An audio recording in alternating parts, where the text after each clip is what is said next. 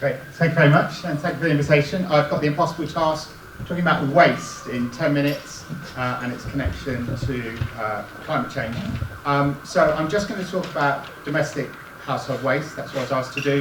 That obviously misses out the whole of things like construction waste, and if the city goes to net zero, it really needs to think about that as well, as it's significant. And I would just ask you all the way through your discussion to bear in mind what's very boringly called the waste hierarchy, which is whenever we're thinking about waste, is the best thing to do about waste is not to have any. So it's reduce, reuse, and recycle in that order. And I think we can get quite tempted to always talk about the recycling bit, because that's the bit we get to see and know, but it's actually the reduce and reuse part of the whole debate which is really important. So bear that in mind.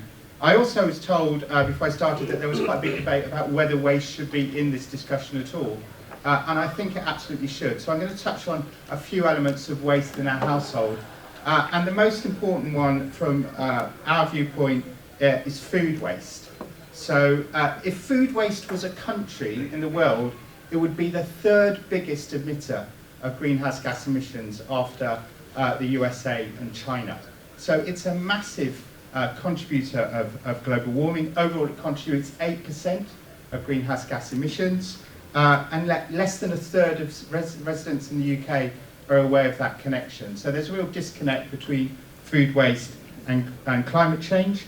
And yet the average household is throwing away about £60 worth of perfectly edible food every month. So if ever there's a position where you can do something that's good for their personal pockets and for the environment, it's food waste. So why are we throwing away so much food? Well, we've done lots of research on this. I just wanted to go through the main reasons and then some thoughts about what you can do about it. So one of the things is that people don't value food as much as they used to. It's still amazingly relatively cheap, and people don't think about the whole production process that goes to getting that food on your table.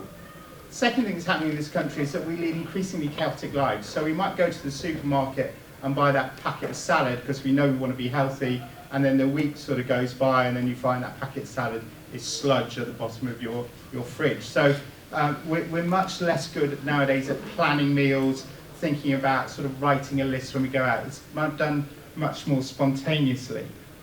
There's huge confusion about labels. So what does use by, best before?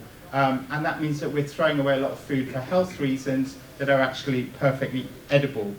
We're not sure how to use the freezer. There's loads of food that we throw away that we could freeze and then use again, but there's confusion around that.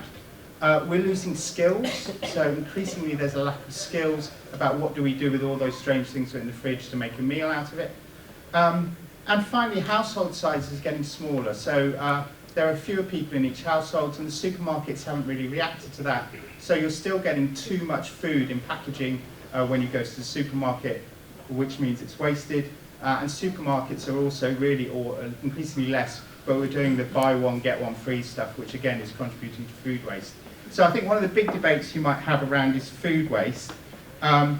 There's a real information deficit on this, so what can the council do to make people more aware of food waste and the connection to climate change?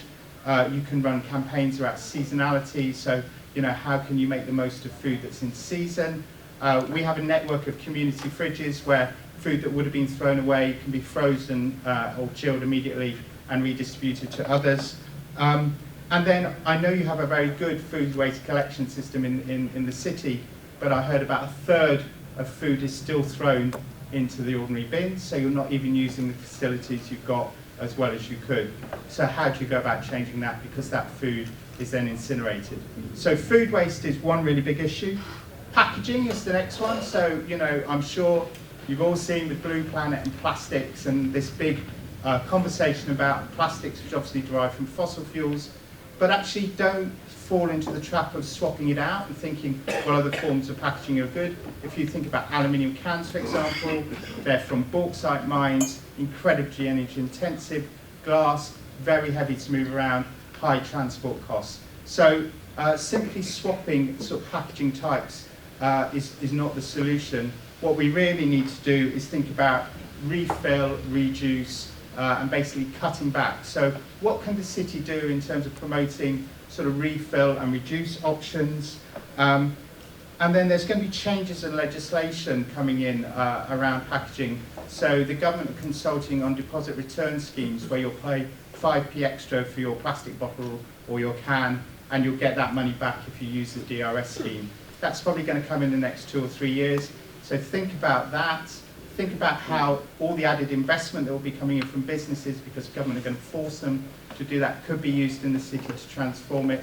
And also think about what happens to your waste. So a lot of it is still unfortunately being sent overseas for recycling. So can the city be more transparent about actually if they do recycle, where does it go? Because that actually might change behaviour. Textiles. So, you know, we're living in a world where fast fashion is incredibly prevalent. We throw away £140 million worth of clothing every year into landfill. And I love this statistic that in the UK there's £30 billion worth of clothing in our wardrobes that haven't been worn in the last year. So we're massively overbuying on textiles. We've done some research into this, and we found that 18 to 25-year-olds, 1 in 6, won't wear the same piece of clothing again if it's been tagged on social media.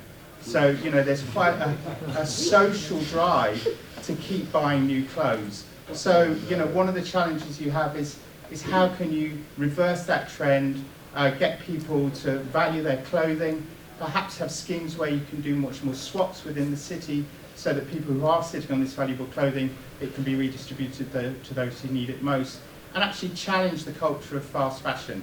So we have this thing called Black Friday, where we all go out and have a fight over t-shirts in Primark. We did some research. 2/3 of people despise the fact that Black Friday has been landed on us from the US. So why not have a Bright Friday and celebrate everything you could be doing on that day to volunteer or meet with people, rather than going and have a fight over a t-shirt. So let's challenge the culture that's driving consumption. And then the last thing I wanted to talk about was the sharing economy. So if you think about your house and what you have in it and how often you use it, so the classic one is the drill or the lawnmower. Could we have community sheds where actually people, you know, we don't all have to buy that stuff. We have more room in our homes and we can share products. So that, I hope, is a snapshot of some of the things you might think about in this waste discussion. The 2 questions that you asked were about bill charging and size of bins. To me, that's the end of the line. You know, that's not dealing with the cultural shift that we need to do. And we've certainly seen in other cities, if you start charging for bins or make bins smaller, you suddenly get fly tipping issues. You get people starting to put stuff in other bins when they get filled. So we've been working in Oldham, and it's creating a lot of social tension. So I'm quite sceptical about the questions you've been asked. I think you need to think about it further upstream about how do we reduce waste in the first instance. Great, thank you very much.